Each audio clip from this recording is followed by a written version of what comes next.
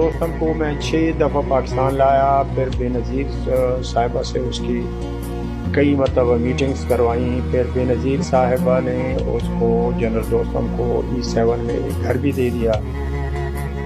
और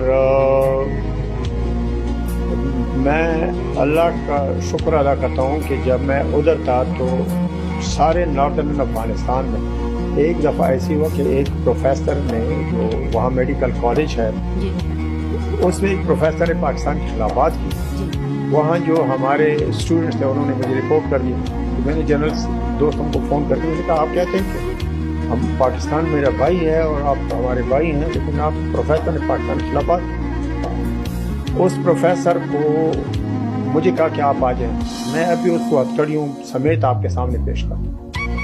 उसको हथकड़ियाँ पहना के लाया गया और उसको जनरल दोस्तम ने कसम खाई कि जब तक पाकिस्तान का कौंसल जनरल न कहे तुम मर भी जाओ ना, मैं आपको जेल से नहीं निकालूंगा।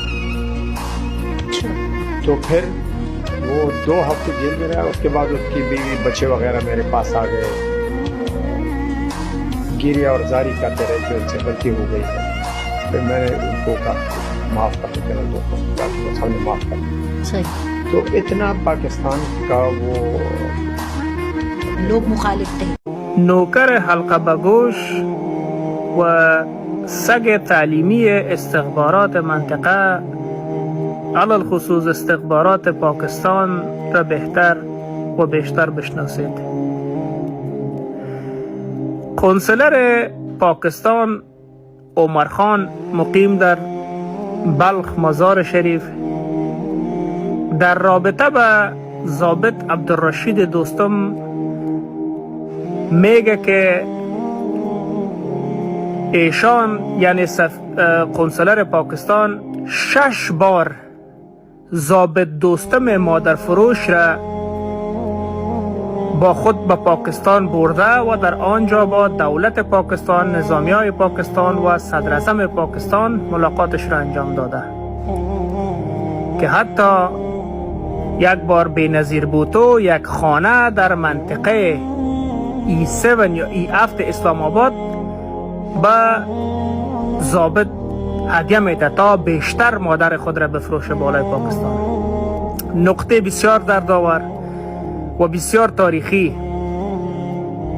قنصلر پاکستان میگه که یکی از جاسوسایش که ایشان به نام شاگرد یادش میکنه که یک تن از جاسوسایشان یعنی جاسوسای قنصلگری پاکستان در مزار شریف از پانتون مزار به قنصلر احوال میاره و برش میگه که یک تن از استادا و پروفیسورها علیه پاکستان صحبت میکنه. قنصلر با دوستم به تماس میشه و دوستم دست و پای پروفیسور را بسته کرده و خدمت قنصلر حاضرش میکنه و ایشان را به زندان میاندازه که تو چی کار هستی که به ضد پاکستان حرف میزنی. و این حرف را خود قنصلر پاکستان میگه. الا اینکه زن، فرزند، دختر و بچه از او معلم، از او پروفیسور